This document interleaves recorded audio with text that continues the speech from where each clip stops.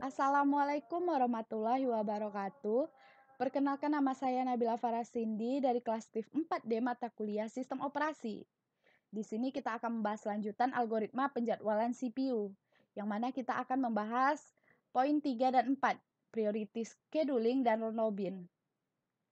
Yang pertama, non-preemptive priority scheduling, yang mana setiap prosesnya diberikan prioritas, dan prioritas tertinggi akan dijalankan terlebih dahulu. Nah, jika prioritasnya sama, maka dijalankan berdasarkan FCFS atau yang datang pertama. Nah, kita akan menentukan rata-rata waktu tunggunya. Ini ada arrival time, burst time, dan priority. Yang pertama, ini pada proses 1 masuk dengan burst time 12 dan priority-nya 2. Pada waktu kedua, P2-nya masih mengantri, P1-nya telah berkurang dan langsung diproses juga. Pada waktu ketiga, P3 masuk karena prioritasnya itu 1, maka dia akan diproses terlebih dahulu, sedangkan P2 dan P1 keantrian. Di waktu kelima, P3-nya masih akan diproses karena P4 ini masuk dengan sama-sama prioritasnya 1, namun karena P3 lebih dahulu, jadi didahulukan P3. P4, P2, P1 mengantri. Hingga waktu ke-8, P3 telah selesai, lalu P4-nya diproses. Dan waktu ke-9, P4 masih bersisa dan diproses kembali. P5-nya masih menunggu karena dia prioritinya 2 juga. Nah, di waktu ke-10, P4 telah selesai diproses, P1 langsung diproses karena antara P5, 2, 1 ini sama-sama memiliki prioritas 2, namun P1 lebih dahulu datang. Nah, hingga waktu ke-19, P1 telah selesai diproses, lalu P2 selanjutnya yang diproses, dan di waktu ke-27, P5 yang diproses. Nah, di waktu ke-28, semua telah selesai diproses. Nah, waktu tunggu untuk P1, dia diproses pada waktu ke-10 dengan mengantrinya pada waktu ketiga. Sedangkan P2-nya dia diproses saat waktu ke-19 dan mengantri saat waktu 2. P3-nya tidak mengantri, langsung dieksekusi di waktu ketiga ini. P4-nya diproses waktu ke-8 dan mengantri waktu ke-5. Sedangkan P5 diprosesnya di waktu ke-27 dan mengantri di waktu ke-9. Maka total waktu tunggunya 45 dengan rata-rata waktu tunggunya 45 dibagi dengan 5 menghasilkan 9 satuan waktu. Nah, yang kedua preemptive priority scheduling. Ini sama saja, cuman untuk prioritas yang sama dijalankan, maka yang dipilih itu dengan burst time-nya yang tersingkat. Nah, langsung saja. Nih, masuk P1 di waktu ke-0 langsung diproses. Nah, di waktu kedua, P1 ini mengantri dia karena burst time yang proses 2 lebih kecil, walaupun sama-sama prioritasnya 2. Lalu di waktu ketiga,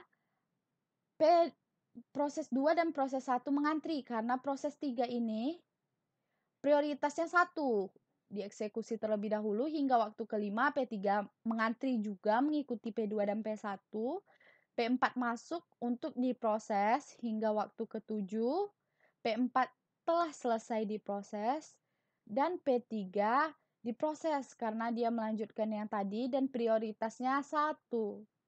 Hingga waktu ke-9, P5-nya masuk untuk diproses namun prioritasnya 2. Jadi kita jalankan terlebih dahulu proses 3. Hingga waktu ke-10, proses 3 telah selesai, maka antara ketiga ini yang berstemnya paling kecil itu P5. Prioritasnya sama saja 2. Jadi proses 5 didahulukan hingga waktu ke-11. Proses 5-nya selesai dan proses 2 dilanjutkan karena berstemnya lebih kecil hingga waktu ke-18 proses 2 selesai dan proses 1 langsung dieksekusi hingga waktu ke-28 dan semua telah selesai. Nah, waktu tunggu untuk proses 1 dia dieksekusi atau diproses saat waktu 18 dan mengantrinya langsung di waktu 2. Proses 2-nya dia diproses saat ke-11 dan mengantri saat ke-3. Dan proses 3-nya diproses saat waktu ke-7 dan mengantri saat waktu ke-5. P4 tidak mengantri, langsung diproses dia. Dan proses 5 ini diproses saat waktu ke-10 dan mengantri saat waktu ke-9. Jadi jumlah semuanya yaitu 27. Dengan rata-rata waktu tunggunya 27 dibagi 5 sama dengan 5,4 satuan waktu. Nah, selanjutnya round robin. Yang pertama first come first serve. Yang mana setiap prosesnya diproses dengan mengikuti waktu siklus yang diberikan dan akan membagi proses menjadi bagian-bagian yang membuat sisa proses yang belum selesai akan diletakkan di antrian akhir untuk diproses kembali. Berarti dia memiliki quantum time yang mana pada contoh soal ini kita memiliki quantum time-nya yaitu 5. Nah, ini dia pada waktu ke-0 semua masuk. Namanya diproses terlebih dahulu proses 1. Karena dia lebih dahulu muncul hingga waktu ke-5, proses satunya ini menunggu. Karena dia masih ada sisa ya, yaitu 7. Dan P2-nya diproses. Hingga waktu ke-10, P2-nya mengantri lagi. Dan P3 diproses hingga waktu ke-15, P3 selesai diproses. P4 masuk untuk diproses hingga waktu ke-17, P4 selesai. P5 masuk diproses hingga waktu ke-18 dan selesai. Lalu P1 kembali masuk dia.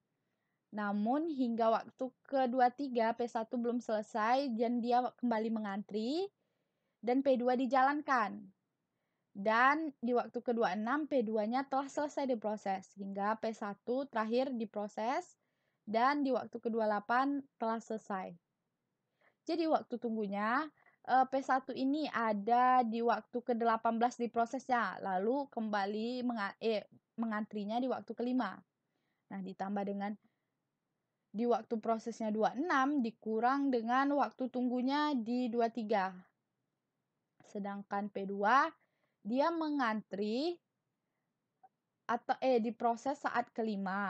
Sedangkan dia diproses kembali juga di saat 23, namun mengantri di saat ke-10.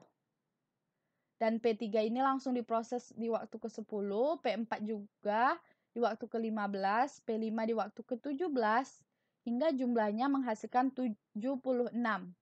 Dengan rata-rata waktu tunggunya 76 dibagi dengan 5, yaitu 15,2 satuan waktu.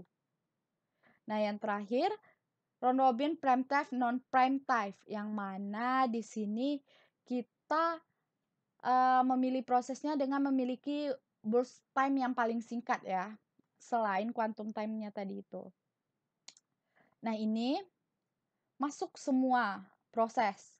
Namun, burst time yang paling kecil di proses ke-5, maka proses 5 lebih dahulu dieksekusi hingga waktu ke-1 karena burst time-nya 1, dan di waktu ini proses 4 karena dia paling kecil burst time-nya.